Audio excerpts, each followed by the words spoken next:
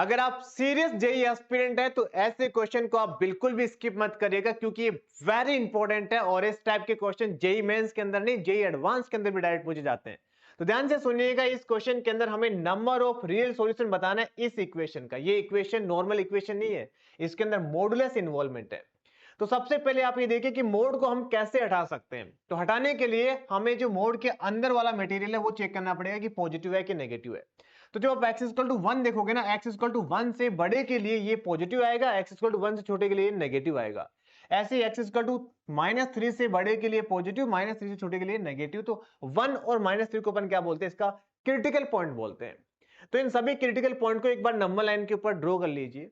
अब देखिए, अगर आप x की वैल्यू 1 से बड़ी लेते हैं तो बेसिकली ये भी पॉजिटिव के साथ ओपन होगा, ये भी पॉजिटिव के साथ ओपन होगा। तो हमने ऐसा कैसे लिख लिया। अगर आप x की वैल्यू -3 से लेकर 1 के बीच में लेते हैं तो ये बेसिकली पॉजिटिव के साथ ओपन होगा, क्योंकि यहाँ पे कोई भी वैल्यू लेकर देखोगे तो पॉजिटिव ही आएगा मोड वाले के अंदर वाला। यहाँ पे नेगेटिव के साथ ओपन होगा।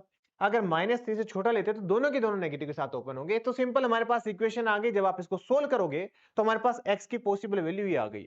बट हमें ध्यान देना है कि हमें इसमें से x की पॉसिबल वैल्यू वही लेनी है जो इस इन इंटरवल के अंदर आ रही है। तो यहाँ पे कुछ वैल्यू रिजेक्ट हो जाएगी, कुछ वैल्यू सिलेक्ट हो जाएगी। तो ये इसका राइट आंसर आ जाएगा। अब ये क्वेश्चन आप मुझे कमेंट सेशन में बताओगे।